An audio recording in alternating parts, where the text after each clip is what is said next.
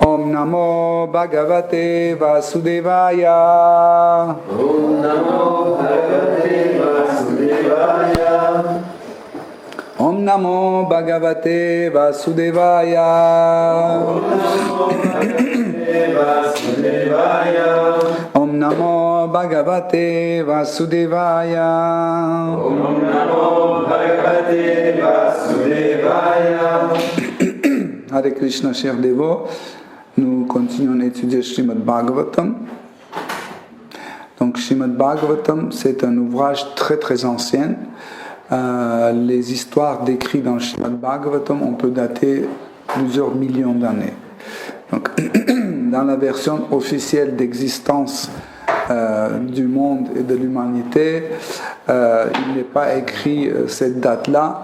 On dit que l'humanité date, je ne sais pas, 5-6 000 d'années, mais en réalité, la civilisation humaine existait des millions d'années. Donc, Srimad Bhagavatam nous donne la connaissance très très importante qui nous permet de vivre correctement et atteindre le but de notre existence.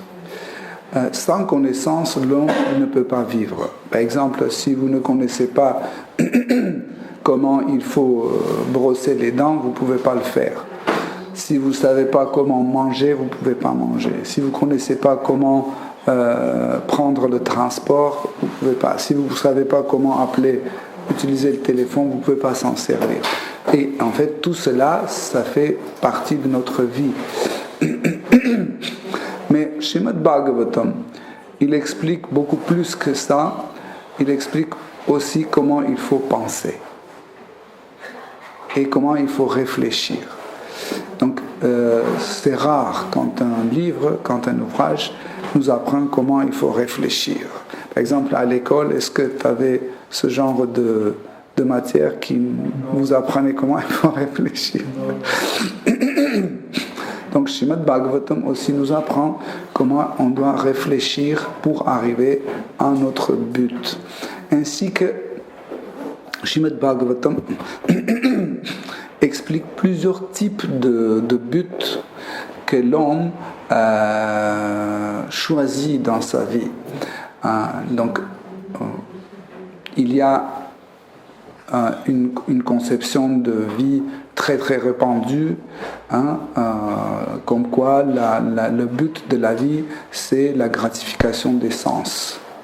Donc, je vis pour satisfaire mes sens, pour s'amuser, etc., etc. Donc c'est une théorie la plus répandue. Et Srimad Bhagavatam explique, c'est que si nous voulons en fait avoir ce plaisir ou cette gratification de sens sans nous trop nuire, par exemple, qu'est-ce que ça veut dire? Par exemple, il y a des gens qui utilisent la drogue. Ça leur fait plaisir. Mais en même temps, ça détruit leur santé. Donc ça, c'est une mauvaise connaissance des choses. Voilà pourquoi Srimad Bhagavatam nous apprend comment il faut faire dans l'idée de karma. Donc l'idée de karma, c'est comment faire correctement. Ça veut dire, je fais ça et je reçois les fruits qui correspondent à mes actes. Donc pour obtenir quelque chose de bien, je dois faire quelque chose de bien qui correspond à ces fruits que je veux obtenir. Et ce principe, c'est le principe de karma. Ça, c'est le principe le plus répandu. Et Srimad Bhagavatam apprend comment on doit, pour ceux qui veulent obtenir la gratification des sens correcte, sans être nuit par les conséquences, il apprend ce voie aussi. Mais Srimad Bhagavatam apprend aussi une autre voie, la voie de la libération. La voie de la libération de toutes sortes de souffrances. Et donc, chaque être vivant dans ce monde souffre. Soit c'est un homme, soit c'est un chien, soit c'est un perroquet, tout le monde souffre. Et nous pensons que non, nous on souffre plus que les chiens et les chats. Non, c'est pareil. Chaque être vivant souffre à sa façon.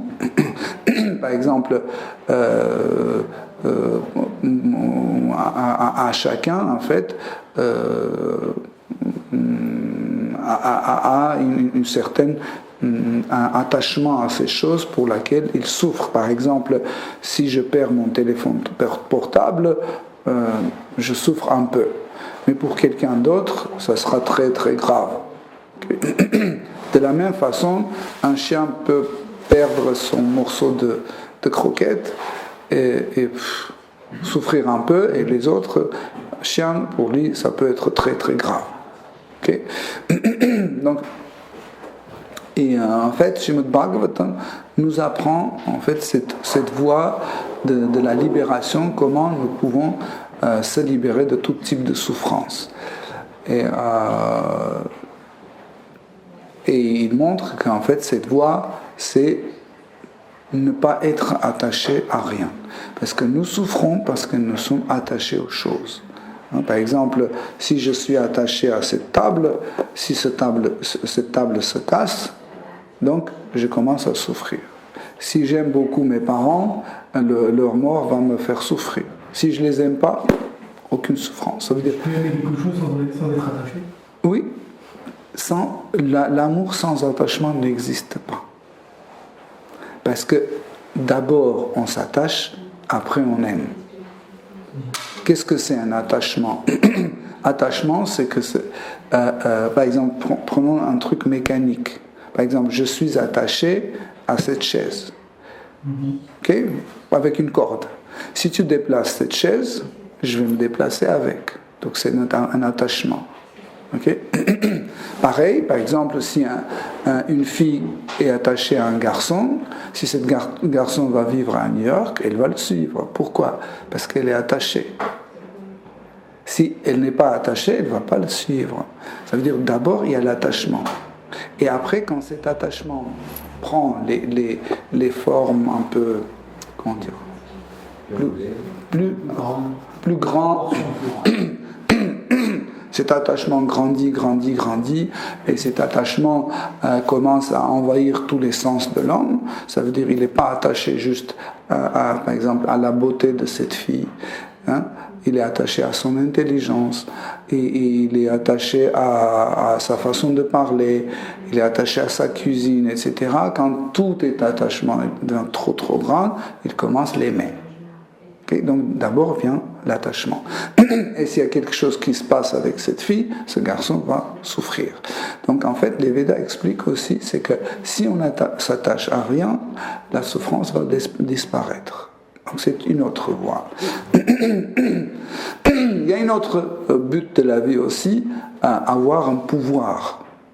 Un pouvoir, par exemple, pouvoir dans la santé, pouvoir dans l'activité, dans la connaissance, dans le corps physique, par exemple, voler dans l'air, battre les héros, etc. etc.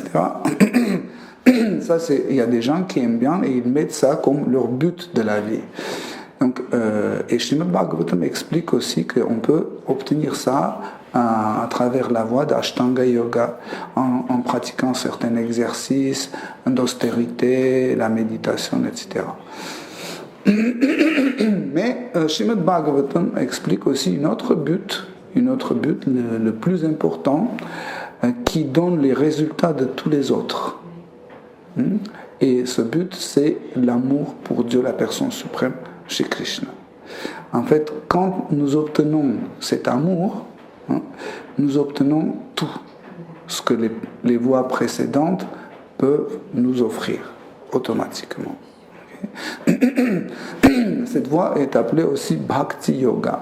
Bhakti veut dire la dévotion, et aussi on traduit comme service dévotion, parce que dans le Bhakti, dans la dévotion, il y a le sens d'amour. Okay? Et quand on aime quelqu'un, on le sert. Par exemple, comment je vais montrer mon amour à mes parents? Si je fais rien, je suis couché sur le canapé, ma mère cuisine, mon père passe l'aspirateur, etc. Et moi, je suis comme ça, je regarde la télé. Ça, c'est pas une expression d'amour. Aimer, c'est les parents qui m'aiment. Pourquoi? Parce qu'ils me servent. Okay? Et en fait, l'amour se manifeste sous la forme de service dévotionnel. Okay? Donc, service dévotionnel, c'est pas quelque chose que nous nous forçons à faire. C'est l'amour qui nous inspire, c'est l'amour qui nous pousse, en fait, qui nous remplit pour servir quelqu'un. Parce que si on n'aime pas quelqu'un, ça ne sera pas service, ça sera un arrangement, ce sera un deal. Je te donne ça, tu me donnes ça. Okay? Tandis que le bhakti, le service dévotionnel, c'est un acte désintéressé. Ça veut dire servir quelqu'un contient déjà, il est aussi le fruit de ce que nous exerçons. Donc ça, l'on peut comprendre quand il voit quelqu'un déjà qui est dans le bhakti. Okay. Par exemple, si je t'explique que oui, être malade, ça veut dire ça, tu vas dire ça. Mais si tu n'as jamais été malade, tu n'as jamais vu un malade, théoriquement, tu peux imaginer qu'est-ce que c'est être malade. Mais à partir du moment, dès que tu as vu quelqu'un qui est malade, tu peux tout de suite avoir l'idée qu'est-ce que c'est un malade. En plus, tu peux être contaminé par sa maladie. Et toi aussi tu deviens malade. Donc pareil, le bhakti ou le service dévotionnel, nous pouvons rencontrer chez un bhakta celui qui sert Krishna, Seigneur suprême, avec l'amour et dévotion. Donc quand il sert Krishna avec l'amour et dévotion, il y a les fruits en fait qu'il reçoit chaque instant pendant son service. Krishna répond à ses sentiments. Donc là, j'ai décrit en fait quelques sujets qui est traité dans cet ouvrage appelé Srimad Bhagavatam. Donc, autre chose importante, c'est que Srimad Bhagavatam, en décrivant le Bhakti, il décrit plusieurs histoires qui se sont passées dans le passé, 1000 ans, 3000 ans, 1 million d'années, etc., qui étaient conservées d'une façon orale, et il y a 5000 ans, c'était écrit. Parce que la mémoire de l'homme a commencé à affaiblir, l'homme a commencé à oublier toute cette connaissance. Donc Srila Vyasadeva, il a écrit pour ne pas perdre cette connaissance. Et comme ça, cela était transmis d'une génération à l'autre. Et aujourd'hui, nous avons la chance de l'étudier. Donc aujourd'hui, nous étudions la suite d'une histoire d'un petit garçon qui avait 5 ans et qui était motivé d'avoir un de ces buts que nous avons décrit tout à l'heure. Il voulait avoir le plaisir d'avoir la richesse, très très grande richesse, incomparable, sans pareil. Et il a compris que pour avoir ça, il faut s'adresser à Dieu. Parce que c'est seulement Dieu peut nous donner ce que nous désirons. Sans la permission de Dieu, sans l'accord de Dieu, sans sa sanction, on ne peut jamais rien obtenir. Même un petit bout d'herbe ne peut pas bouger si Dieu dit non. Dieu ne bouge pas, il ne peut pas bouger. Donc comme ça, ce petit garçon, appelé Dhruva Maharaj, qui avait 5 ans, il est allé dans la forêt. Il est allé dans la forêt pour trouver Seigneur suprême. Parce qu'il a entendu que celui qui cherche Dieu, la personne suprême, il doit s'éloigner de tout ce bazar du monde pour se concentrer sur Dieu, mais il ne savait pas quoi faire et comment faire. Et il a eu de la chance parce qu'il a rencontré un très grand sage, un très grand érudit spiritualiste appelé Narada Muni. Et Narada Muni est devenu son maître spirituel. Il lui a expliqué comment il doit méditer quelle pratique il doit exercer, qu'est-ce qu'il doit manger, comment il doit respirer, etc. Et petit à petit, Dhruva Maharaj, très rapidement, il a pu atteindre le niveau très très haut. En 6 mois, il a eu vraiment, il a pu obtenir un très grand progrès spirituel à tel point que Dieu, la personne suprême, lui-même, lui a rendu visite. Donc, quand on voit Dieu, le but de notre vie est déjà réalisé. Parce que Dieu est apparu devant nous. Et il lui a parlé, il a dit que tu as pu me satisfaire par tes prières, par tes austérités. Et il a dit, je vais t'offrir une planète, la meilleure planète de ce monde matériel. Et comme ça, tu vas régner cette planète. Mais en attendant 36 000 ans, tu vas régner sur ce monde, sur la Terre.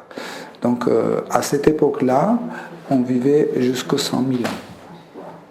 Donc il y a des grandes périodes comme ça où l'homme vit différentes durées. La vie de l'homme a des différentes durées.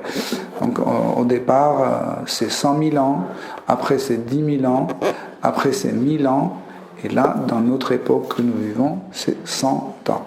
Donc le maximum, autour de 100 ans, nous vivons. Mais à l'époque de Dhruva Maharaj, on vivait jusqu'à 100 000 ans, et donc sa règne sur la terre a duré 36 000 ans. Donc, après il était trôné, il est devenu l'empereur de la terre, et une fois son frère était tué, et quand il était tué, il voulait absolument trouver les coupables, et on lui a dit que c'était les Yakshas, c'est un peuple qui habitait vers Tibet, et il est allé pour venger son frère et établir la justice. Donc il a eu un combat vraiment très très dur, et à la fin du chapitre qu'on a étudié la dernière fois, les Yakshasa l'encerclaient, et puis après ils ont utilisé leur pouvoir magique dans lequel sur lui de tous les côtés il y avait des flèches, des morceaux de viande, des bras coupés, le pu, du sang, des excréments, tout ce genre des choses ont commencé à tomber sur lui. Voilà, donc aujourd'hui on reprend le chapitre 11. Comment s'appelait son frère déjà? Uttama. Donc Swayambhuva reçoit les instructions, Swayambhuva Manu donne les instructions à Dhruva Maharaj. Donc Swayambhuva Manu, c'est le grand-père de Dhruva Maharaj. Maitreya uvacha nishamya gadatam evam rishinam bhanushi dhruva sandandhestram upasprishayan narayana nirmitam.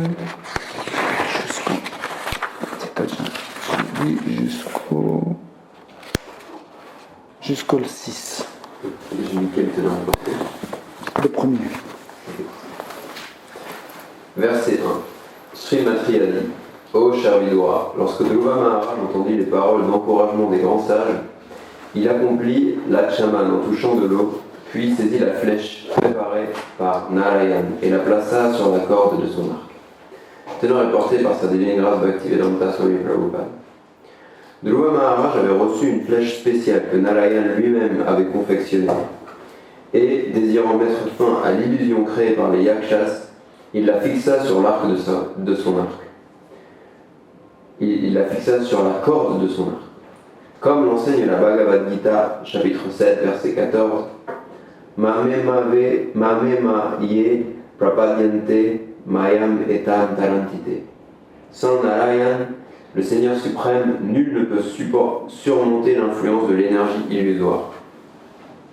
Or, en cet âge, Sri Chaitanya Mahaprabhu nous a également offert une arme merveilleuse que le Bhagavatam définit comme le mot Sangopangashtra. Dans l'âge où nous vivons, le Narayanastra, l'âme qui permet de chasser Maya, n'est autre que le chant du mantra Hare Krishna, tel que nous l'a montré les compagnons de Sri Chaitanya, comme Advaita Prabhu, Nityananda, Gadadhar et Shrivas. Fin de teneur. Verset 2. À peine Dhruva Maharaj eut-il placé la flèche Narayanastra sur la corde de son arc, que l'illusion créée par les yakshas s'évanouit. De même que tous les plaisirs et souffrances matérielles disparaissent lorsqu'on devient pleinement conscient de son identité spirituelle. Verset 3. Alors même que Dhruva Maharaj plaçait sur la corde de son arc l'arme préparée par Narayana Rishi, il en jaillit des flèches dorées dont l'empenne était semblable aux ailes d'un cygne. Elles fendirent les rangs des guerriers ennemis avec un bruit strident, tout comme des paons pénètrent dans une forêt avec des cris perçants. Verset 4. Verset 4. Ses traits acérés jetèrent l'effroi parmi les guerriers ennemis qui en furent comme paralysés. Toutefois, certains yakshas, fous de rage, ramassèrent leurs armes tant bien que mal et se lancèrent à l'attaque. Tout comme des serpents excités par Garuda se ruent sur lui avec leurs capuchons dressés, tous les guerriers yakshas s'apprêtèrent à attaquer Dhruva Maharaj en pointant leurs armes vers lui. Verset 5. Lorsque Dhruva Maharaj vit les yakshas s'approcher, il se saisit aussitôt de ses flèches et tailla l'ennemi en pièces, coupant bras, jambes, tête et tronc. Il envoya les yakshas sur les planètes situées au-dessus du soleil, et que seuls peuvent atteindre les parfaits brahmacharis qui ne laissent jamais échapper leur semence. C'est bon. J'ai pas fait le 6. Non.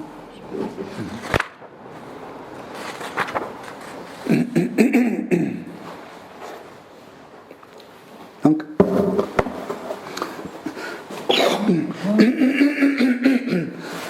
dans les chapitres précédents, donc les grands sages, quand ils ont vu que Dhruva Maharaj dans une situation embarrassante comme ça, difficile, ils sont venus et pour l'encourager et faire comprendre comment il faut sortir de cette situation, ils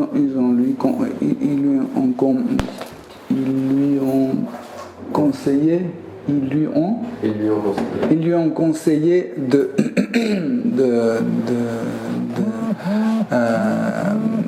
s'adresser au nom de Dieu, parce qu'ils ont dit que le nom de Dieu n'est pas différent de Dieu. Et si tu fais appel à ce nom, le nom de Dieu, donc tu vas sortir de cette situation et sans difficulté, tu peux échapper à la mort. Donc dans ce premier verset qu'on vient de lire, Dhruva Maharaj a pris la flèche et l'arc, et mais avant de la prendre, il a touché l'eau. C'est important, en fait, chaque rituel sacré est accompagné par un achaman. C'est ce qu'on appelle achaman. C'est un geste purificateur. C'est un geste purificateur quand celui qui veut se purifier, il touche l'eau. Pourquoi l'eau a cette puissance forte, cette puissance purificatrice, merci,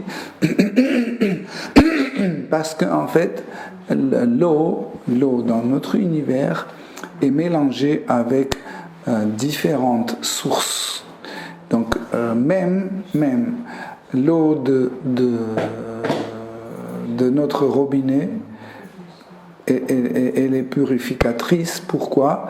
Parce qu'elle contient les particules ou une quantité minimale de l'eau de Gange, de Yamuna, de Saraswati, de Padma et des autres rivières sacrées.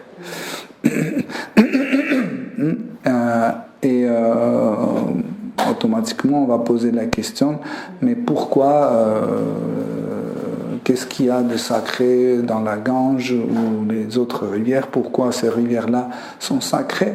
Parce que par exemple la Gange a comme source les pieds de Seigneur Krishna. Donc c'est pour ça qu'elle a cette force purificatrice. Donc, et quand on touche l'eau, vous voyez, par exemple, on a touché quelque chose, on a un achaman un peu contemporain. Avec un soleil, on peut mettre comme ça, mais aussi on peut avoir dans une petite cuillère, on peut mettre sur l'eau et se purifier, mais aussi, tout simplement, on peut toucher l'eau qui passe, par exemple, l'eau de la rivière, l'eau de l'océan, de la lac, ça fait aussi un achaman. Certains dévots pensent que l'achaman, ça doit être absolument l'eau avec une petite cuillère. Non. Même si vous touchez l'eau, par exemple, l'eau qui est sur une source propre, en fait, dans une source propre, c'est toujours un achaman. Et pourquoi, en fait, avant de tirer, il a touché l'achaman? Parce que, comme ça, il utilisait, en fait, la flèche Narayana. Narayana, c'est un des noms de Seigneur suprême. Et cette flèche marche avec les mantras. Les mantras qui contiennent les noms de Seigneur suprême. C'est pour ça qu'il a touché l'eau pour se purifier. En fait, comment on peut être contaminé? Par exemple, si je mets mon doigt dans le nez, ou si je mets mes doigts dans la bouche, ça contamine. Ou si, par exemple, je frotte mes yeux et il y a les larmes qui touchent mes doigts, c'est contaminé. Je ne peux plus toucher rien parce que si, par exemple, je mets mon doigt dans la bouche et je touche le livre, ou etc., ça commence à les contaminer. En fait, cette contamination, c'est pas absolument la contamination, c'est sale, mais c'est contaminé. Il y a une différence entre sale et contaminé. Parce que les sécrétions de nom, ils contiennent de l'eau. Et l'eau a cette capacité d'enregistrer des choses. Par exemple, ma conscience se trouve aussi dans ma salive, dans mes larmes, dans mon sang. Ça coule dans... ma conscience est enregistrée parce que ces liquides, en fait, ces sécrétions, ils contiennent de l'eau. Et si par exemple j'ai touché ma salive et après je touche là ou là, en fait je transmets ma conscience, qui n'est pas, je suis pas une personne sainte, tu vois, qui a une conscience sainte. Donc je peux pas faire ça. Donc pour cela, pour garder en fait l'environnement neutre et propre, je fais un achaman. En fait, quand je fais un achaman, je suis purifié. En fait, Dhruva Maharaj, pour tirer en fait cette flèche extraordinaire, qu'est-ce qu'il a fait? Il a touché l'eau pour se purifier. Donc, et dès qu'il a pris cette flèche, il a mis sur l'arc et il a prononcé les mantras qui glorifient Seigneur Narayana. Tout de suite, ce mirage qu'il a vu, en fait, tous ces excréments, des vagues qui venaient sur lui, des démons, des esprits et tout ça qui venaient sur lui, tout de suite, tout a disparu. En réalité, en fait, tout ce qui était autour de lui, c'était une forme d'illusion. Et là, en fait, nous pouvons comprendre que le Saint-Nom nous aide à se débarrasser de tout type d'illusions dans ce monde matériel. Donc, ce monde matériel, il a beaucoup des choses qui nous aident, en fait, qui nous aident à atteindre notre but. Mais, en fait, l'homme n'aime pas ça. Par exemple, l'homme cherche de se débarrasser de souffrance. Okay? Pourquoi? Pour gratifier ses sens. En réalité, la souffrance, c'est quelque chose de positif que nous n'aimons pas. Mais en réalité, la souffrance est faite pour l'homme, pour lui aider à se détacher de ce monde matériel, pour ne plus pouvoir se rendre dans l'activité de gratification des sens. Par exemple, quand on est malade, c'est très difficile de gratifier nos sens, n'est-ce pas? Plus on est malade, seule chose qu'on veut, c'est de ne plus souffrir. Donc c'est positif en réalité. Tandis que quand on n'est pas malade, on veut ceci, on veut cela, on veut un bel appartement, on veut de l'argent, on veut des vacances, etc., etc. On veut beaucoup de choses. Mais dès qu'on tombe malade, nos désirs sont réduits à une seule chose. Je ne veux plus souffrir. Voilà pourquoi il ne faut pas voir ce monde matériel et l'énergie matérielle comme notre ennemi. Le contraire. L'énergie matérielle, ce n'est pas notre ennemi. Il est notre ami parce qu'il nous aide à se détacher de ce monde matériel. Mais cette énergie matérielle, Maya Shakti, elle vient de Krishna. Elle vient de Krishna, c'est pour ça qu'elle est aussi séduisante. Parce que Krishna lui-même, il est séduisant.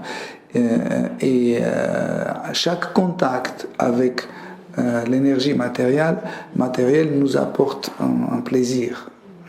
C'est pour ça que l'énergie matérielle est aussi séduisante. Mais quand on veut profiter de cette énergie, sans savoir qu'en fait elle ne nous appartient pas, nous souffrons. C'est ça que l'homme doit comprendre en étudiant Srimad Bhagavatam. Parce que l'énergie matérielle, ce n'est pas notre propriété. Par exemple, nous avons un appartement, une voiture, du meuble, etc., et nous pensons que ça nous appartient. Mais ça ne nous appartient pas, ça appartient à Krishna. C'est la propriété de Dieu. Nous le possédons sous une forme location. Voilà. Ça veut dire on loue. Dieu nous a donné en fait ce meuble, cet appartement, etc., pour qu'on puisse lui servir. Parce que c'est son bien et son bien doit servir à lui. Comme par exemple, si je travaille dans une entreprise, je ne peux pas utiliser l'argent de cette entreprise et m'acheter des cacahuètes et des bonbons. Je n'ai pas le droit parce que ça appartient à l'entreprise. Pareil, tout appartient à Dieu et je ne peux pas utiliser à mes propres besoins. Je dois utiliser pour lui. Et vous pouvez bien sûr poser la question, mais je dois vivre, je dois manger et dormir, etc. Oui, c'est justifié quand on mange pour Dieu, on dort pour lui faire plaisir, on travaille pour lui. Dans ce cas-là, tout est OK. Dans ce cas-là, la souffrance disparaît. C'est ça qui est intéressant. Mais ceux qui servent pour ses propres intérêts, en fait, ils reçoivent cette souffrance pour être corrigés. Donc, est-ce que c'est mauvais quand on est corrigé? Non, c'est le contraire. Par exemple, si par exemple vous êtes un boxeur, okay, et votre maître vous apprend comment il faut mieux boxer pour ne pas faire des erreurs, il vous corrige. Est-ce que c'est mauvais? Non, le contraire. Ça vous évite d'avoir des coups pendant le combat. Okay. Pareil, en fait, Maya Shakti, l'énergie matérielle, c'est un très bon entraîneur. il nous entraîne, il nous montre comment il faut faire et comment il ne faut pas faire, en fait, pour ne pas perdre, en fait, cette bataille avec nous-mêmes. Parce qu'en réalité, cette bataille, c'est une bataille avec nous-mêmes. Parce que nous avons notre vraie nature. Nous avons notre vraie, véritable nature et notre fausse nature. Le vrai ego et le faux ego. Et en fait, en réalité, c'est une bataille entre faux ego et le vrai ego. Parce que le vrai ego manifeste ses désirs. Et le faux ego ne peut pas les appliquer parce qu'il n'est pas là où il faut et il ne connaît pas comment il faut le faire. À partir du moment quand l'être vivant, un homme, apprend la connaissance de Bhakti, comment il faut servir Krishna, dès qu'il apprend ça, en fait, cette bataille s'arrête. Donc il y a un seul ego qui marche. Donc, comme par exemple un couple à la maison, ils décident qu'est-ce qu'ils vont manger ce midi, etc.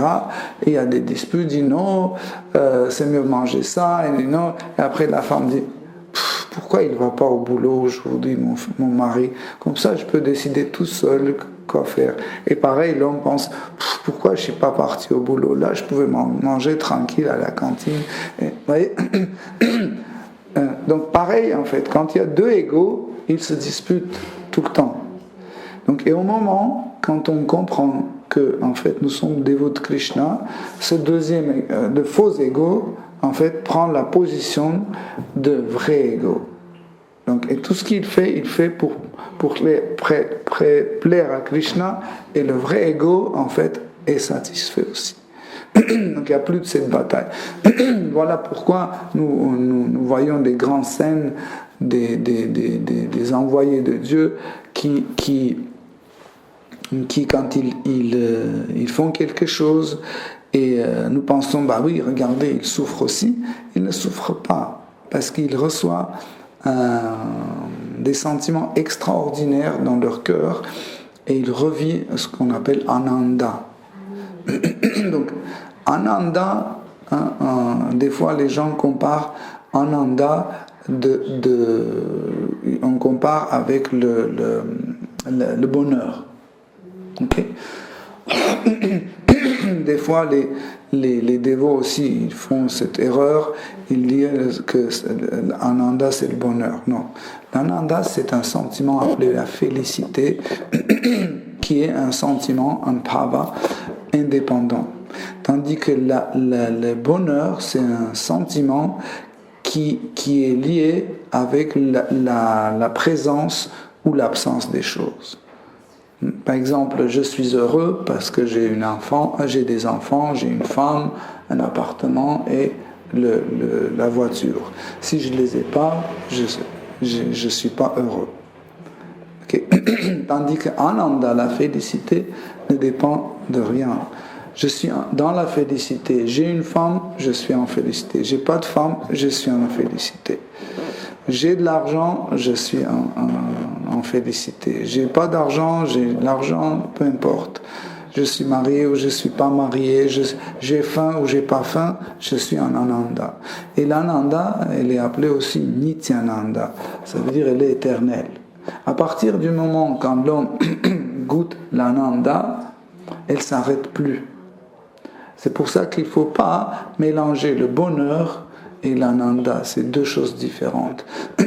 En général, l'homme cherche le bonheur dans ce monde matériel. Et même, il vient dans la conscience Krishna pour le même but. Il vient pour être heureux. Et il dit, bah oui, je suis venu là, Krishna, il me faut ça, il me faut une belle femme, il me faut de l'argent, un mari qui va me soutenir, il me faut des enfants, il me faut je ne sais pas quoi, la salaire, des vêtements, etc., etc. Ça veut dire qu'il vient chercher le bonheur. Mais quand il suit la bonne pratique de sadhana, quand il suit la pratique correcte de sadhana, il suit les règles et prescriptions de bhakti, petit à petit, en fait, il voit les personnes, il rencontre les personnes comme le maître spirituel, comme les dévots qualifiés, il les rencontre et il voit comment ils sont pleins de félicité. Et il dit, moi aussi je veux ça. Je veux plus de bonheur, je veux ça. Vous comprenez? Ça veut dire je veux Bhakti. Parce que Ananda, c'est le produit de Bhakti. Sans Bhakti, sans service dévotionnel, on ne peut pas avoir Ananda. Okay? Donc, Dhruva Maharaj, comme nous avons déjà su, il est devenu un pur dévot de Krishna qui s'est engagé dans le service dévotionnel. Et ici, dans cet épisode, quand il a commencé à tirer sur l'armée de Yakshasa,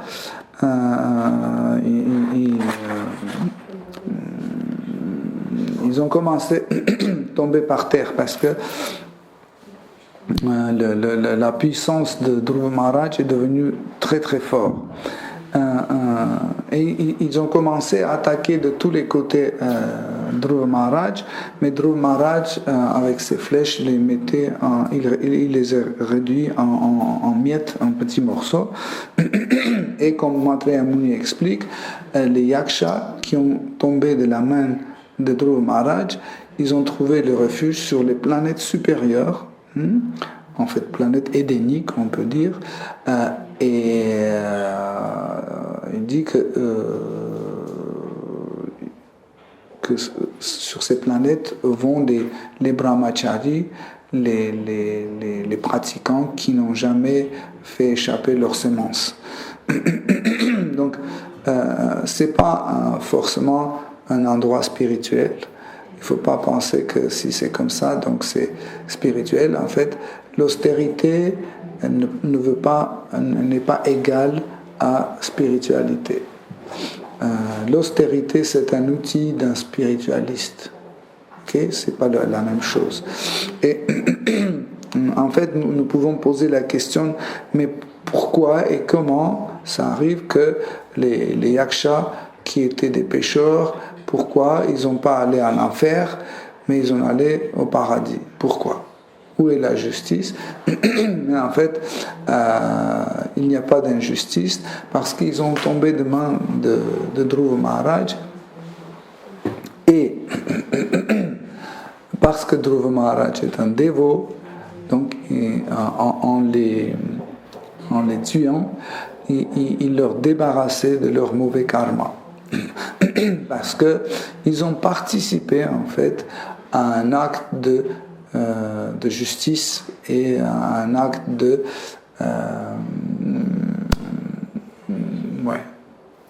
pour rétablir la vérité.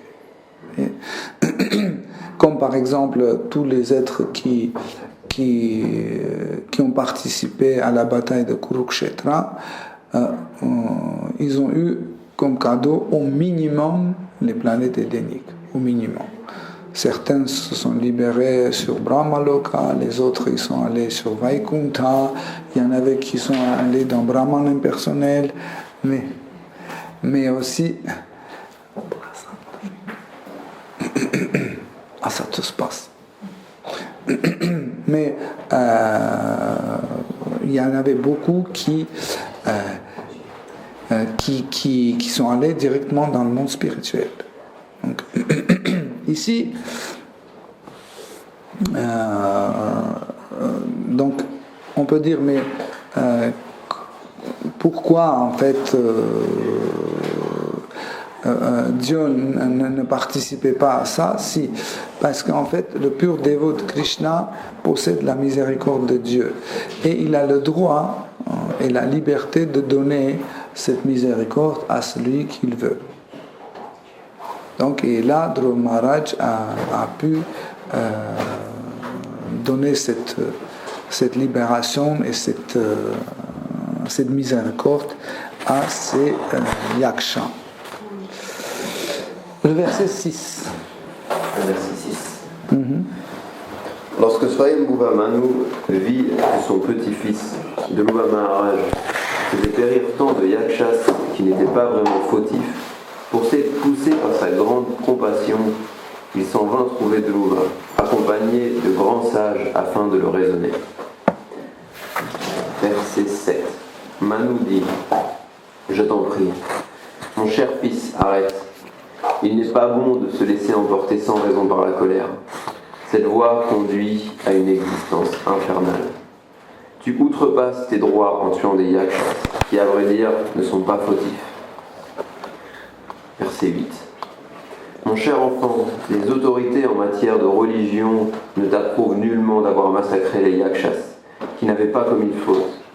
Cet acte ne sied guère à notre famille, qui est censée connaître les lois de la religion et de l'irreligion. Verset 9. Mon cher fils, la preuve est faite que tu portais à ton frère une profonde affection et que sa mort t'afflige grandement. Mais réfléchis un instant. Pour le crime d'un seul yakshas, tu as massacré un grand nombre d'innocents. C'est bon.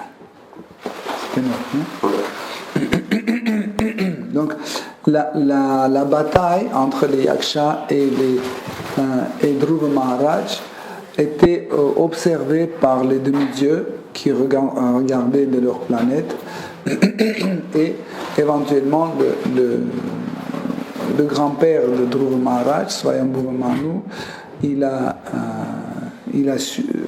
suivi en fait cette bataille et il a vu que comment son petit-fils a commencé à tuer les yakshas et il a vu qu'en fait il a dépassé il a dépassé en fait les limites de ce qui est permis. Okay? Dhruva Maharaj était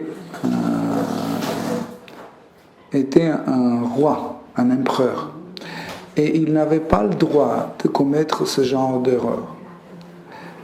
Deuxièmement, Dhruva Maharaj était un pur dévot. Donc, et un pur dévot ne doit pas se permettre de faire ce genre d'erreur.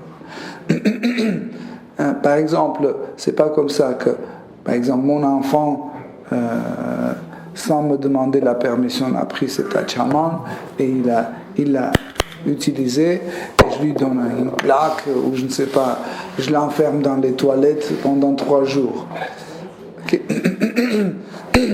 Le crime, le châtiment doit correspondre à un degré de crime. On ne doit pas dépasser ça. Quand on fait ça, on commet des erreurs. Voilà pourquoi, en effet,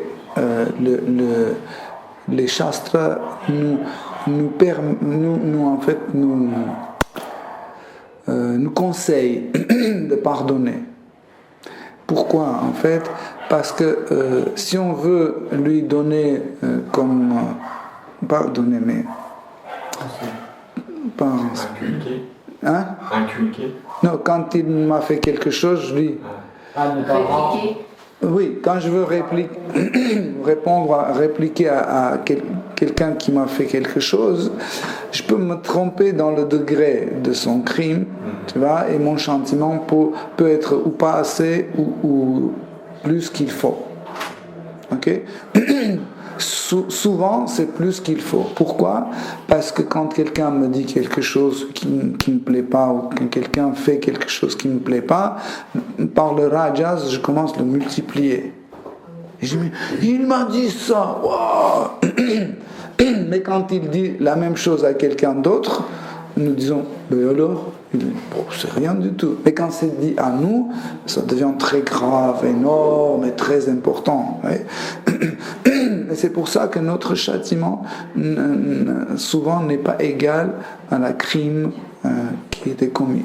Voilà pourquoi en fait même les kshatriyas, avant de punir quelqu'un, ils consultaient toujours les sages, leurs ministres qui étaient des grands rishis. Vous vous souvenez l'histoire avec le Muni, je ne me souviens plus de son nom, quand il était mort, quand il a quitté son corps, on l'a amené devant Yamaraj. Et Yamaraj, parce que ce Muni, quand il était un petit garçon, il a pris une épine et il a tué un insecte, il a traversé le corps d'un transpercé le corps d'un insecte avec une épine, il l'a tué comme ça. Et Yamaraj a dit parce qu'il a fait souffrir de cette façon, avec une pique, avec une lance, une lance, vous devez le piquer aussi dans le même endroit. Et Samuni était très en rage, il a dit Yamaraj, tu dépasses les normes, le châtiment que tu me prescris ne correspond pas à ma crime.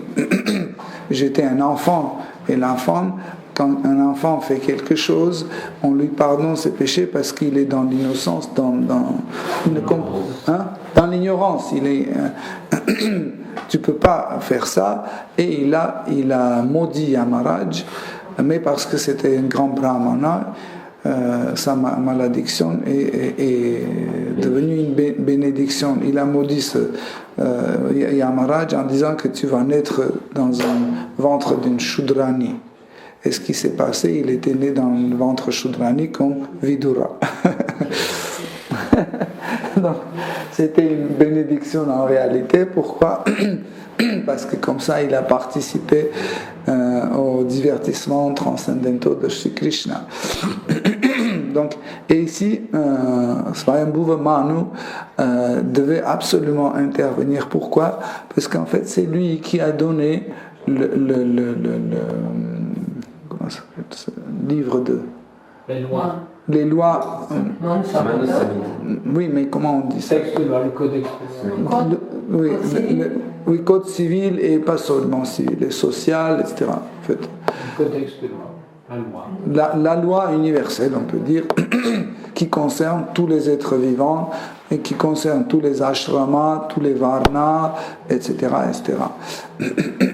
Même quel crime doit avoir quel châtiment, etc.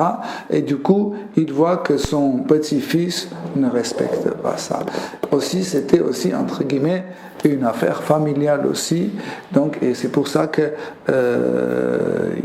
il dit mon fils, quand tu dépasses toutes les limites, et ça met une ombre sur le nom de notre famille, sur sur la réputation de notre famille. Arrête immédiatement. Là, ici, tu es en train de tuer les innocents. Je sais que tu voulais venger ton frère, mais pour se venger, il faut que tu trouves la personne qui a tué. Ces gens-là, ils n'ont rien à voir dans ce crime. C'est pas comme ça si je ne sais pas, mon grand-père était tué par un Chinois, je dois déclarer la guerre à la Chine et aller jeter une bombe nucléaire sur la Chine pour que tous les Chinois meurent. Non, meurent. Donc, il a dit en plus, comme Krishna dit dans la Bhagavad Gita, quand on a un homme important dans la société, tous les autres, ils le suivent. Et il dit, si tu commets ce genre d'erreur, les hommes vont te suivre. On va dire, bah oui, si je vais tuer des innocents et quelqu'un me dit, oui, attends, tu fais la crime, etc. Je vais dire non, parce que, vous voyez, le roi Dhruva, il a fait pareil. Donc, automatiquement, en fait, tu encourages la crime comme ça. On lit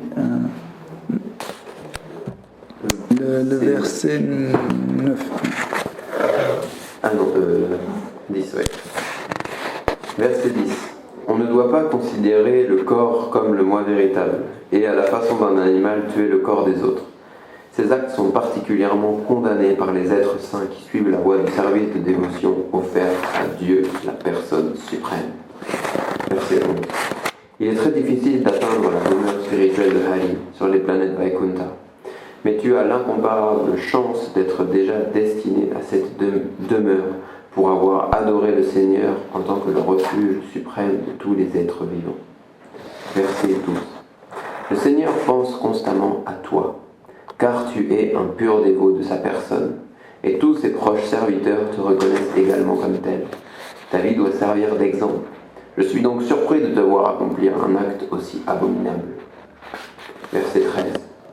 Le Seigneur est très satisfait de son dévot lorsque celui-ci fait preuve de tolérance, de miséricorde, d'amitié et d'équanimité à l'égard d'autrui. Verset 14. Celui qui satisfait réellement le Seigneur suprême au cours de son existence se voit libéré des conditions matérielles grossières et subtiles. Ainsi, affranchi de l'influence des gunas, il goûte une félicité spirituelle infinie. C'est bon. Merci.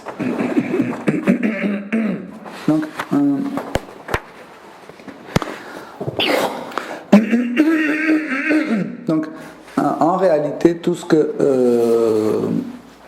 Svayambhuva Manu explique à Dhruva Maharaj, nous lisons dans la Bhagavad Gita, par exemple, ou dans l'enseignement de Shikapila, ou des autres enseignements de purs dévots. On peut dire, mais Dhruva Maharaj est déjà un pur dévot, il a déjà rencontré Krishna. Pourquoi sa conduite est telle? Pourquoi? En réalité, là aussi, la réponse est toujours la même. C'est Yoga Maya, en fait, qui met un dévot dans des situations pareilles. Parce que l'enseignement que Krishna a choisi, c'est pas un enseignement juste théorique et impersonnel. Il crée toujours une situation où il y a les personnes concrètes, les participants concrets, qui font cette mise en scène dans laquelle on apprend. Pour plusieurs raisons.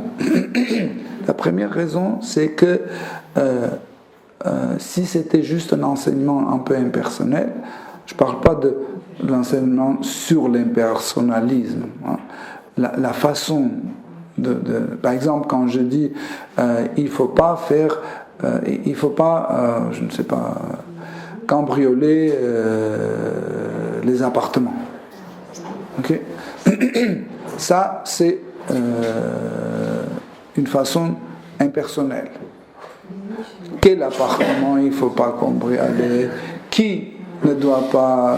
Peut-être pour cela c'est pas bien, mais pour moi peut-être c'est bien, etc. Krishna, ce genre de choses, apprend d'une autre façon. Il envoie son dévot qui joue le rôle de cambrioleur, par exemple. Après, il arrive, il le punit, etc. Et comme ça, sur cet exemple, nous voyons que c'est de la réalité. C'est pas juste une théorie. Et on voit pourquoi, on voit les conséquences, etc., etc. Et on comprend que vraiment, il faut pas cambrioler ou il faut pas faire ceci ou cela. Mais ceux qui participent, en fait, qui jouent ces mises en scène d'apprentissage, c'est les dévots de Krishna, les purs dévots de Krishna. Donc, comme si Krishna était le directeur de l'école, et les purs dévots, c'est des profs de maths, des profs de sciences physiques, les profs de la littérature, etc., etc. Vous comprenez? Mais des fois, Krishna les met dans une situation où on peut penser que ce sont des pécheurs, comme Hiranyakashipu, comme Arjuna qui a dit je ne vais pas me battre, et Krishna a dit tu es dans l'ignorance, comme les autres Pandavas qui ont joué au dé, donc plein, comme Chitraketu, Maharaj Chitraketu qui a fait une chose qu'il ne devait pas faire, il a offenser Shiva et sa femme. Donc il y a plusieurs exemples comme ça, mais sur l'exemple on apprend. Donc ça c'est un fait réel, et on voit, voilà pourquoi en fait une personne comme Dhruva Maharaj il a commis entre guillemets des erreurs pour que Svayambhuva Manu vienne et donne des instructions. Parce que si Svayambhuva Manu il a écrit juste que il ne faut pas faire ceci, il ne faut pas faire cela, ça reste pas dans la mémoire des gens. Et les gens ne pensent pas que c'est quelque chose applicable. Ils vont penser que non, c'est impossible, etc., etc. Mais quand un des dévots de Krishna joue ce rôle, nous voyons que c'est possible. Et en fait, il joue le rôle, des fois des rôles d'un ennemi, ou le rôle d'un démon, ou autre. dans le verset 12, il y a quelque chose de très important que Swayam Bhuvama nous dit. Il dit que Seigneur ne t'oublie jamais, il pense toujours à toi. Donc, oui. Le Seigneur pense toujours à toi. Qu'est-ce que je pense? Seigneur pense toujours à toi. Donc ça c'est une phrase très importante dans ce verset. Dans la Bhagavad Gita, Krishna dit à Arjuna, pense toujours à moi. Pourquoi? Parce que les relations avec Krishna doivent être sur la même plateforme. Parce que Krishna pense toujours à nous, nous devons penser toujours à lui. Comme ça, nous trouverons sur la même plateforme. Et les relations, en fait, s'établissent. Dès qu'on oublie Krishna, et Krishna continue à penser à nous, donc nous descendons de cette plateforme. Vous voyez? Et comme ça, en fait, cette relation est coupée. Comme par exemple, un fils, je suis le fils de mes parents, j'ai des sœurs, des frères, j'habite dans ma famille, etc. Et quand je pense aux membres de ma famille, je cuisine pour eux, je répare la serrure, je ne sais pas, je nettoie les toilettes, etc., etc. Ils sont contents, moi je suis content.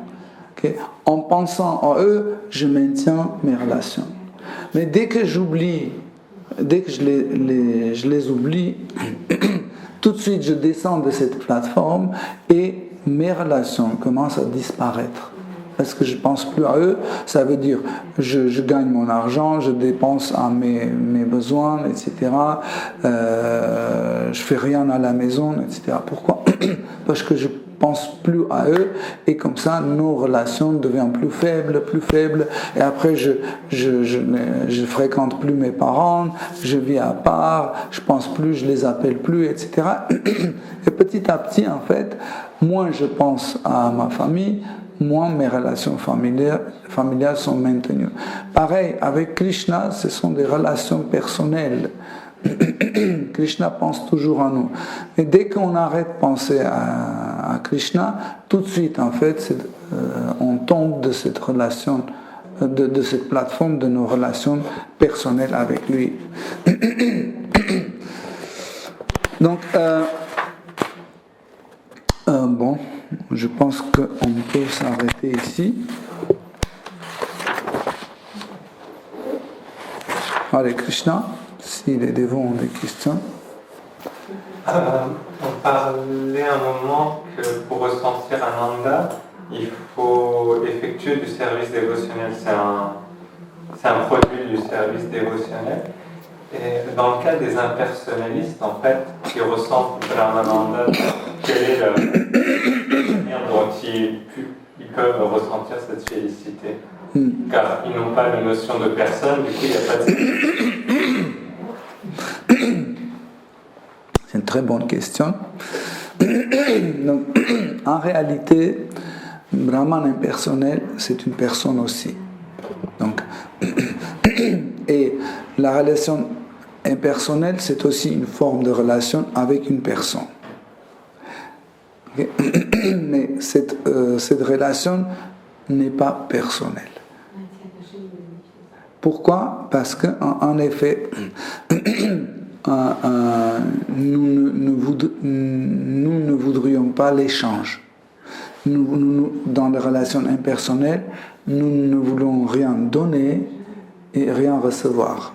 Nous pensons que juste l'union nous permet d'obtenir de ce que l'autre côté contient. Comme une femme, il voit un homme riche, il dit « je l'aime pas, j'ai aucun sentiment », etc. Aucun sentiment, ok.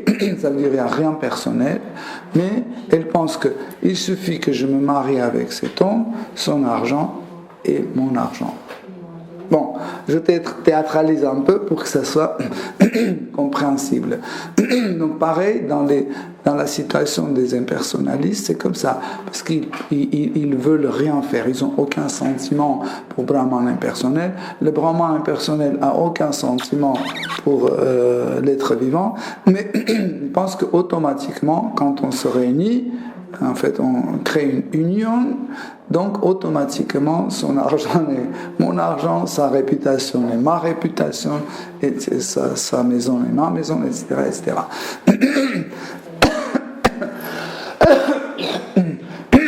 Donc, et pour obtenir cette liaison, quand même, ils font quelque chose impersonnel. Donc, comment on peut dire ça? Ils font un acte pour cette liaison. Un acte pour cette liaison. Et cet ananda, en fait, cet ananda est très différent de l'ananda personnel. Okay? C'est pour ça qu'on souligne toujours ce Brahmananda. En effet, quel est le goût de Brahmananda? Je sais que Rasaila aime bien dire « Waouh, Brahmananda, c'est la félicité, etc. » Mais en réalité, je vais vous dire, bon, on va analyser le Brahmananda et vous allez comprendre quel est l'effet de Brahmananda. La première chose que la Brahmananda nous apporte, c'est l'absence de la souffrance. De toute forme. Pas seulement la maladie, vieillesse, etc. Même le disconfort de ce corps que nous avons, même quand on n'est pas malade, on a ce disconfort. Par exemple, pour me lever, je dois faire un effort, etc. Et chaque effort, c'est aussi une souffrance, entre guillemets. Un inconvénient. Par exemple, je ne sais pas... pour boire, je dois aller marcher pour boire, etc. Même si je ne suis pas malade, c'est un disconfort parce que je veux rester là et l'eau vient elle-même. Donc tout type de souffrance, en fait, est supprimé. Okay? Autre chose aussi que la félicité impersonnelle nous apporte, c'est il n'y a aucune obligation. Aucune obligation. Il n'y a pas de l'idée de but. Pas d'idée de but. Parce que souvent, notre but nous buste faire ceci, faire cela, etc. Dès qu'on se souvient de notre but, etc. Donc, il n'y a pas de but. Donc, Brahmananda nous apporte ça aussi. Donc, Brahmananda supprime tous les besoins. Là, par exemple, tant qu'on est dans ce corps, on a plein de besoins. Mais Brahmananda, en fait, supprime tout type de besoin. Il n'y a aucun besoin. Ok? Donc, en fait, tout ça, en fait, crée un bhava appelé Brahmananda.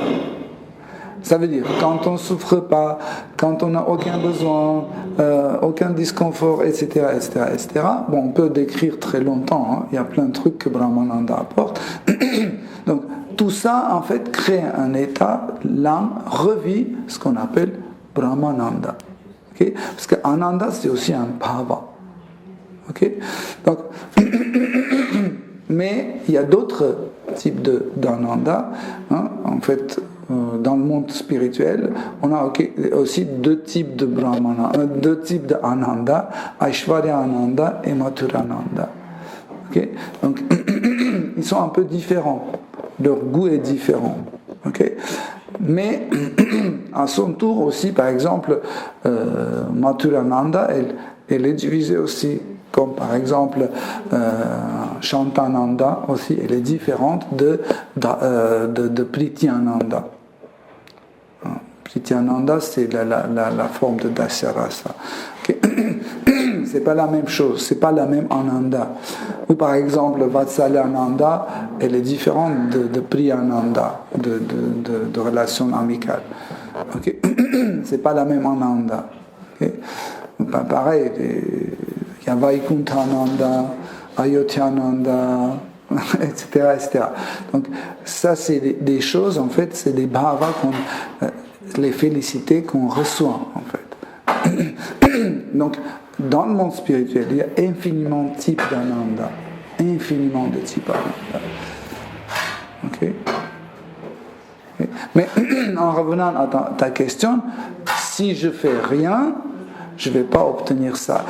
Et ça, c'est en fait, c'est l'équivalent, pas l'équivalent, mais comme si je faisais un service dévotionnel. Ça veut dire, je suis certains principes, je dois faire la méditation, etc., pour en fait me détacher de ce monde matériel pour obtenir Brahman impersonnel. Mais on ne peut pas l'appeler service dévotionnel, ça. Même si extérieurement, il y a les éléments de bhakti dedans, il y a les éléments de bhakti, hein. Mais on ne peut pas l'appeler service dévotionnel parce que, en fait, service dévotionnel, c'est faire pour l'objet de l'amour. Et dans la pratique impersonnelle, je ne le fais pas pour Brahman impersonnel, je fais pour moi. C'est pour ça qu'on ne peut pas l'appeler bhakti. En comparaison, du coup, avec l'état que l'on est dans le corps de Mahavishnu lorsqu'on est sous forme de Yoga Nidra, en comparaison, est-ce que ce ne serait pas un état plus élevé parce que dans le sens où on ne souffre pas, on n'a pas de besoin, on n'a rien, et puis on est quand même connecté à Mahavishnu et puis on participe un peu. Ok. En fait, quand quelqu'un reçoit une libération, quand Krishna le tue et il l'accueille dans son corps, pas dans sa radiance, mais dans son corps, hein, l'ananda n'est plus la même que dans Brahman impersonnel ou dans la radiance dans la radiance de corps de Krishna. Celui qui bénéficie en fait ce type de la libération, en fait, il reçoit aussi tout ce que nous avons décrit, mais il reçoit aussi une position de celui qui peut contempler. Mais ça, c'est Sarupya Mukti, non ou c'est... moi, je parlais quand on est encore dans le monde matériel après l'annihilation de l'univers. Non, je ne parle pas de ça. Je parle de vraiment de la libération impersonnelle. Oui, moi je parlais de... Ah oui, je vois. Oui, je ne parlais pas de ce Sarupya. Je parlais de... parce que je pensais que tu parles de ça. Non, c'est moi je parlais de... C'est pas vraiment la libération, c'est lorsque Mahavishnu inspire à nouveau et que tout repasse, tout est détruit. On est dans les âmes sont résorbées. Ah oui. Et du coup, on est dans un état, pour moi, enfin, je sais pas comment il est, pour moi, il a l'air similaire comme dans le Brahman impersonnel, dans le sens où on ressent plus rien, on est juste sous un état endormi. En fait, on ne peut pas appeler ça une libération impersonnelle, parce que quand on retourne dans le corps de Garbhodakasha Vishnu ou Karanadakasha Vishnu, parce que quand c'est partiel, on trouve le refuge dans le corps de Garbhodakasha Vishnu. Quand c'est total, on se trouve dans le corps de Karanadakasha Vishnu. Et c'est un état appelé sommeil. Autrement, c'est une forme de yoga nidra. c'est une forme de yoga nidra, mais avec une petite différence, avec une différence, car par exemple, quand un yogi rentre dans le yoga nidra, il peut en fait avoir un sommeil sur la base des données qui contiennent son intellect. Ok? Par exemple, même un pur dévot, un pur yogi, etc., ou un pécheur, peu importe, quand il s'endort, en fait, il commence à prendre des choses qui se trouvent dans son passé. Il utilise ces bases de données. Tandis que quand on va dans le corps de Mahavishnu ou de Garbhodakasha et Vishnu, nous n'avons plus de corps subtil. Ça veut dire qu'on n'a plus de base de données.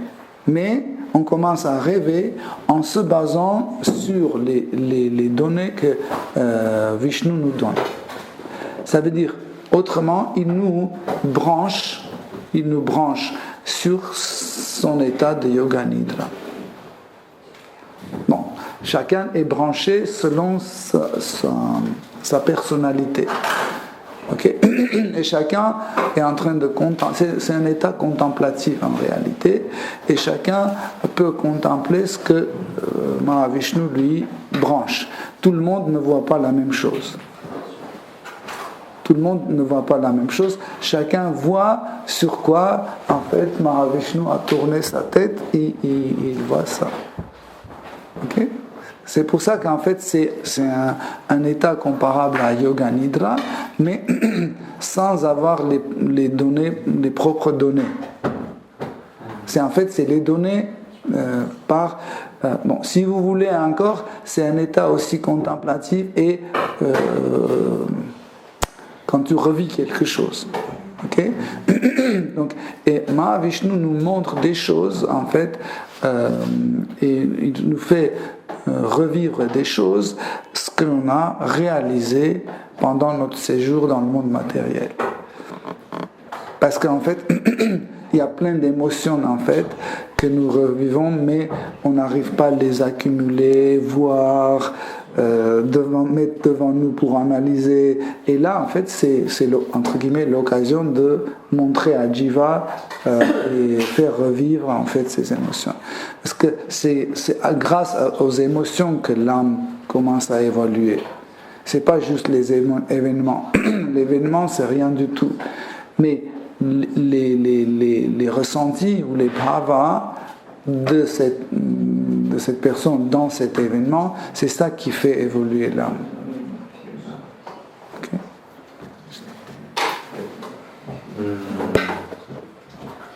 Comment comprendre que Jiva puisse ressentir ces émotions, partager cette vision sans faire subtil?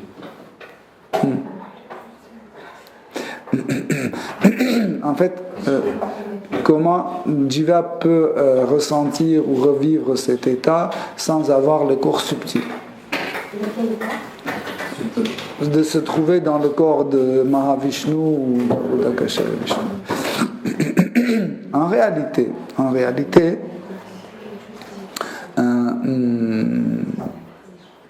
comment on peut dire? Imagine qu'à la maison, tu as des fourchettes et les cuillères.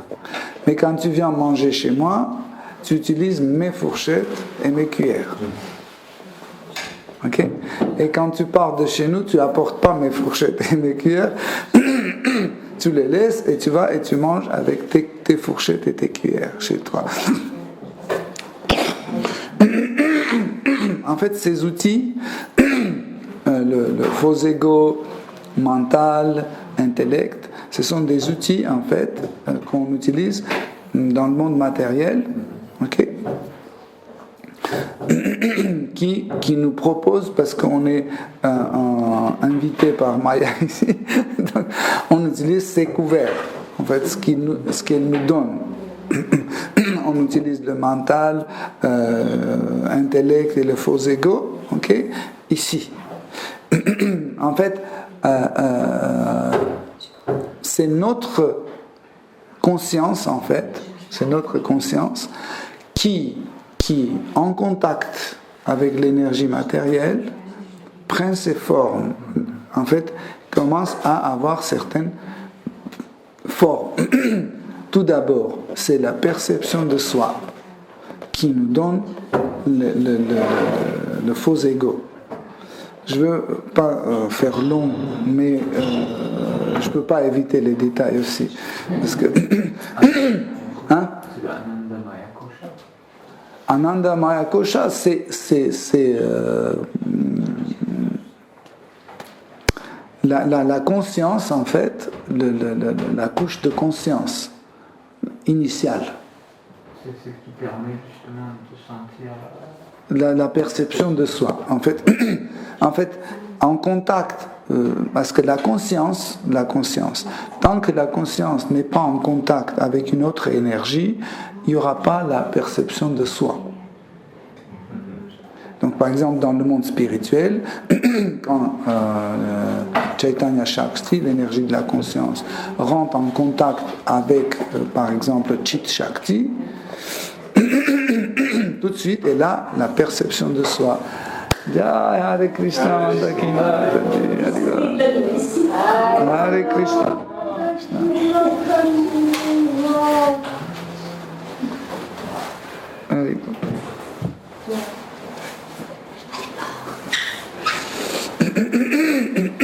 Donc, ok, donc en fait, ce qui se passe, c'est que comment on dit un nouveau élément qui apparaît, le faux ego, c'est la perception de soi, parce que notre conscience a touché l'énergie matérielle, donc notre conscience se manifeste comme Chidabhasa, comme l'ombre de la conscience. Par exemple, l'ombre de ma main ressemble à ma main, mais elle n'est pas identique. Mais tant que j'ai la main, j'ai l'ombre. Ok? Donc, la conscience, c'est une énergie unique. Ok? C'est une énergie unique qui vient et qui subit ces transformations. Mais initialement, par la source, elle reste pure telle qu'elle est. Par exemple, la robinet, l'eau qui coule de la robinet, je commence à mélanger avec des impuretés, avec la boue, etc., white spirit, etc., ciment, etc., elle devient sale. Mais je ne contamine pas la source. Vous comprenez? Pareil, avec la conscience reste toujours la même. Et elle n'est pas contaminée, la conscience. Ok? Mais ce qui arrive, parce que c'est pas un truc qu'on prend et arrive, en fait c'est une hosk. Hein? Non, quand ça coule. Patok. Le flot. C'est un flot. Tu vois? Donc, et chaque fois, une partie de ce flot se manifeste, ou comme faux ego, ou comme le mental, ou comme l'intellect, vous comprenez? Ou comme la terre, ou comme le feu, etc., etc. En fait, tout ce qu'il y a, ça, c'est des diverses formes de perception. Okay? L'eau, par exemple, pour certains êtres vivants, l'eau n'est pas fluide, elle est dure.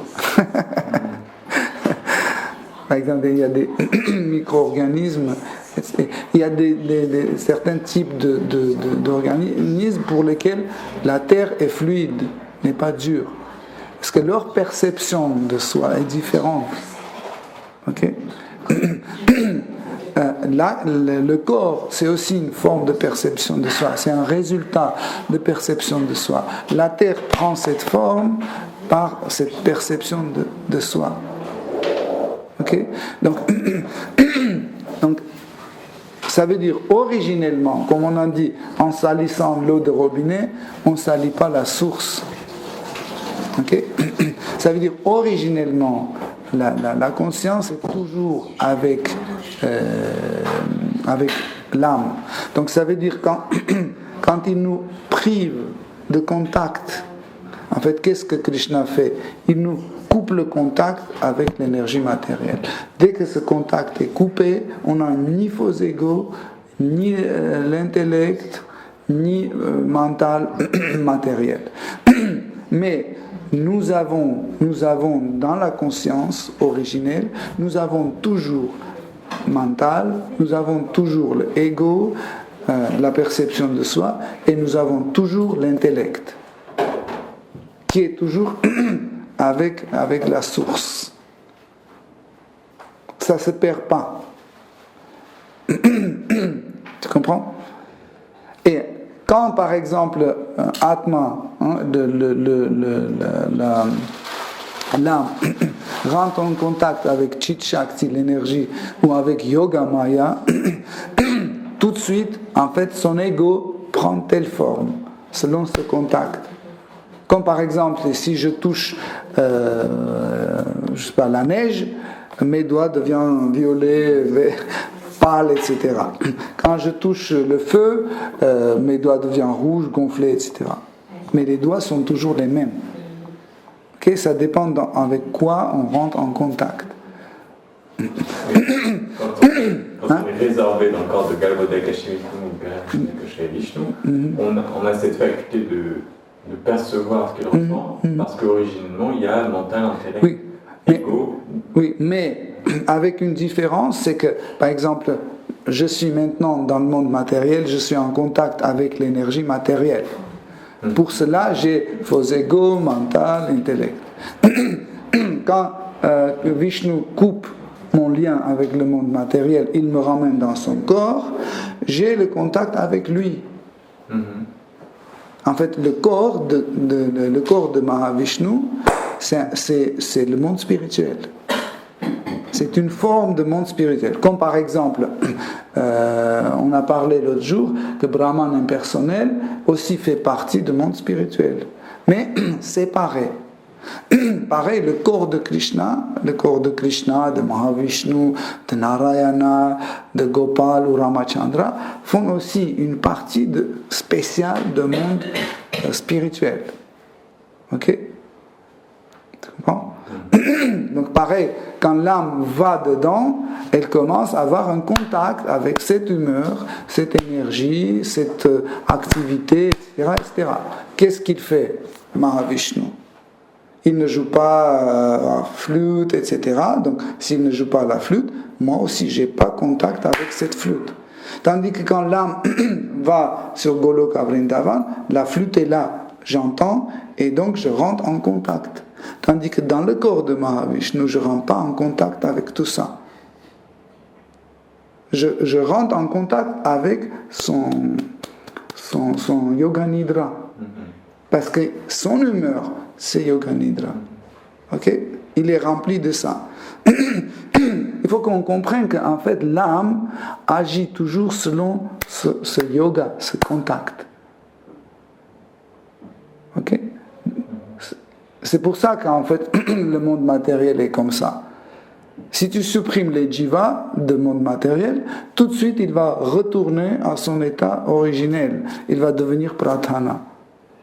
C'est grâce à la présence des jivas, de différents types de conscience, qu'on a des chaises, des planètes, des voitures, etc. Si tu coupes le lien entre la conscience des jivas et de l'énergie matérielle, tout de suite elle retourne à son origine. Tout de suite. Elle devient non manifestée, elle va rentrer tout de suite dans Brahman impersonnel et tu ne verras plus. Ok? Je sais que c'est un peu compliqué. Le plus dur, c'est compliqué à croire qu'en fait, tout ça, c'est la conscience. Moi, j'existe pas. Parce que c'est tellement réel. Quand je touche ces tables, quand je prends un bourfi, un athlétique, c'est tellement vrai que c'est pas possible de croire que je suis pas là. Parce que je suis pas là. En réalité, je suis dans le corps de Krishna. Mais c'est tellement réel. voyez, ce contact élémentaire, c'est la perception, c'est la conscience en fait, c'est la conscience qui rend possible en fait ce genre de sensations, de chaud, froid, sucré, salé, etc. Tout est basé sur la conscience. Sans conscience, ça devient tout de suite impossible. Par exemple, quand tu es détaché de ton corps grossier pendant le sommeil ou quand tu t'es évanoui, rien n'agit plus sur toi. Par exemple, si tu vois un tigre à côté, tu ne réagis pas. Parce que tu ne le sens pas. La perception de ce tigre n'existe pas. Parce que ton lien avec ce corps est coupé. Dès que c'est allumé, tu vas dire « Ah, tigre !» Tu vas courir. Tu comprends? Pareil, en fait, l'âme, tant que l'âme n'est pas branchée à un monde matériel, en réalité, l'âme ne peut pas se brancher tout seul. Juste par son désir, elle ne peut pas. Pareil, l'âme ne peut pas être branchée au monde spirituel tout seul ou à Brahman impersonnel. C'est Krishna, à travers ses énergies, le branche. Et au moment quand ça coupe, ça n'existe pas. Par exemple, quand on est branché sur Brahman impersonnel, on est branché seulement sur Brahman impersonnel. C'est pour ça qu'en restant dans Brahman impersonnel, qui fait partie du monde spirituel, Krishna est là, moi je suis là. Mais je vois ni Krishna, ni vache, ni les arbres, rien. Je vois juste ça. Pourquoi? Parce que je ne suis pas branché sur le reste. Je suis branché seulement sur le Brahma Jyoti. Vous voyez? Pareil. Maintenant, je suis branché sur l'énergie matérielle. C'est pour ça que je vois que des choses matérielles. Mais quand on se purifie, notre conscience se purifie, Krishna nous branche sur le monde spirituel. Peu importe si j'ai ce corps matériel ou pas. Ça ne me dérange pas. Mais il suffit d'être branché, je peux voir là, ça, et après retourner voir ça, parce que je suis branché et ici et là-bas. Même, encore, on peut être branché dans différents endroits en parallèle. Par exemple, je peux être comme Uttava. Uttava, il est branché en même temps à Mathura et 2 fois à Vrindavan, sous la forme des herbes et sous la forme d'un gopa. Et à Mathura aussi, il est présent comme vous le connaissez, comme le serviteur de Krishna. Ok, Hare Krishna, cher Néron. Je suis désolé, il y avait des questions, mais on peut voir après. Ok, Hare Krishna. Shri Srimad Bhagavatam ki jai, Srila Prabhupada ki jai. Toute gloire aux assemblées. Hare Krishna.